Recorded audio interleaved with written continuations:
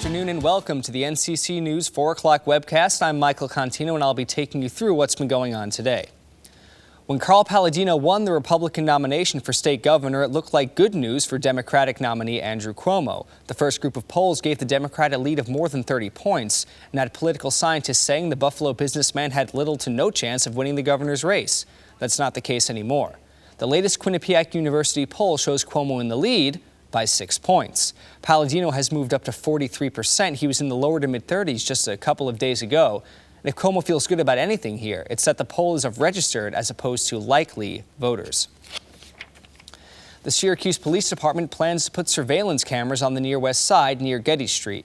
While the department says this will help the city fight crime, residents in the area are concerned that the proposed 9 new cameras would stigmatize their neighborhood.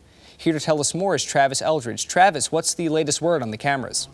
Mike, there are some definite concerns, and some are even taking it as a slap in the face about these security cameras. While the area has had trouble with violence and gunshots, some parts of the community are hesitant to smile for the cameras. In talking to the director of the West Side Family Resource Center, Mary Alice, she says the West Side Initiative is continually working to reinvigorate the community. Alice also believes the implementation of these cameras could deter people from the West Side. The Syracuse Public Safety Committee says the next step in getting the cameras is to talk to these people in the West Side community. So, Mike, the community members will now finally get their say in the matter, but people like Alice believe it probably should have been sooner. Thanks, Travis. Community colleges across the country are seeing record numbers of students, and Central New York is no exception. Onondaga Community College has had a 50% increase in students in the past 5 years. Cayuga Community College has had its highest ever enrollment this fall, and Jefferson Community College has had a record number of students enrolled full-time. And a $22 million biotechnology research center in Syracuse is stuck in no man's land. The building on East Fayette Street is a joint venture between Upstate Medical University and SUNY College of Environmental Science and Forestry. State funding that was supposed to go to the SUNY account for construction never went through, and it halted construction, leaving only a steel frame instead of a building. The state Senate is expected to transfer the money next month. And the Prospect Hill apartment renovations nearby St. Joseph's Hospital are complete, and prospective tenants are already coming in to see the new and improved homes. The homes are finished, and it looks like the neighborhood has something to be proud of. If you take a look at these houses now compared to what they were before, you won't even think it's in the same area. But thanks to a joint venture by nonprofit organizations, Housing Visions, and Home Headquarters of Syracuse, they convinced the city to put up the nearly $11 million in funding and starting the revitalization of homes around the St. Joseph's area.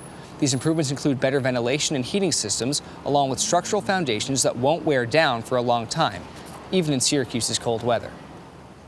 And the Syracuse Ski Company held its annual $3 million ski and board sale at the State Fairgrounds this week. Lots of family came to the event. Many of them have to keep coming back every year just to buy new gear for their children. It also raises the question in the down economy, can families afford to go skiing together? Here's what one of them had to say. Definitely have to set aside the money to do it. Passes are almost $200 per person for the season. So you figure a family of 4, that's $800 in the hole, not including lunches and the gas and expenses in getting there. Speaking of skiing and the colder weather, tonight marks the autumnal equinox, and it sure looked like fall this morning. We've got Alex Mize to give us a brief look at what we can expect for the next couple days. Now, Alex, will Syracuse residents be needing their umbrellas this weekend? Well, as you can see, Mike, I'm already needing mine, and yes, they will be needing them at least up until the weekend. The next few days promise to be a little bit rainy, although the temperatures should remain in the high 70s, and the rain should help with the humidity as we go on. If we look ahead to the 5-day forecast, we have quite the roller coaster of temperatures coming up.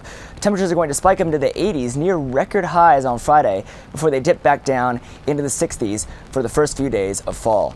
So everything kind of coming together, but it's going to start cooling down after Friday for a little while now. Back to you in the studio, Mike.